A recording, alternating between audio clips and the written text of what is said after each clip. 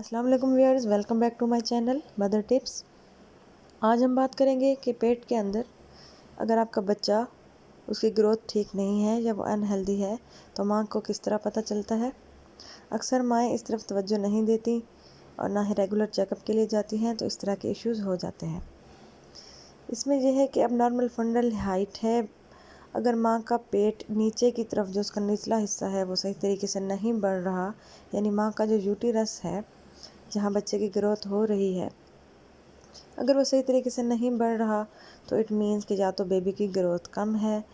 اگر گروتھ ٹھیک ہے تو اس کا ویٹ کم ہے۔ تو یہ چیزیں ماں کو ذہن میں رکھنی چاہیے۔ ہارٹ بیٹ کا نہ ہونا یا بہت ہی زیادہ سلو ہونا، اور اس کا پتہ آپ کو الٹرا ساؤنڈ سے ہی چلتا ہے۔ 5ویں یا 6 ہفتے سے بچے کی ہارٹ بیٹ آنا سٹارٹ ہو جاتی ہے، تو آپ نے الٹرا ساؤنڈ میں سب سے پہلے یہ پوچھنا ہے کہ آپ کے بیبی کی ہارٹ بیٹ آئی ہے یا نہیں،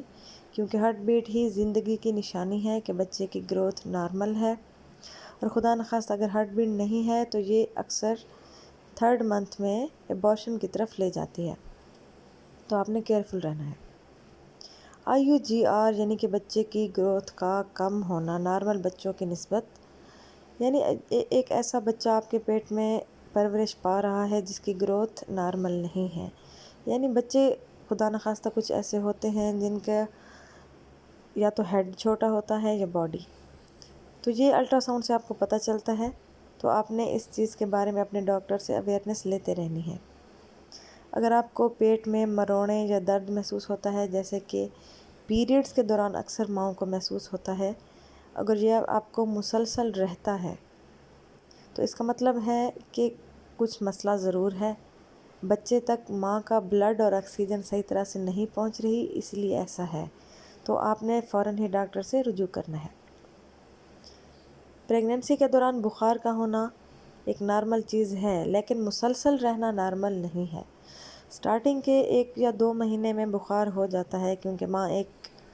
عورت ایک نئے سفر سے گزر رہی ہوتی ہے پریگننسی کے، لیکن مسلسل اگر بخار رہے تو اس کا مطلب ہے کہ آپ کے اندر بیکٹیریل انفیکشن ہے، تو اور یہ انفیکشن آپ کے بچے کو بھی متاثر کر سکتی ہے، تو آپ نے فوراً ہی اس فیور کو سیریس لینا ہے۔ اس کے علاوہ اگر آپ کو بچے کی موومنٹ صحیح فیل نہیں ہوتی 5ویں مہینے سے، تو بھی آپ نے ڈاکٹر سے رجوع کرنا ہے۔ امید ہے آپ کو یہ ویڈیو اچھی لگی ہوگی۔ اللہ حافظ۔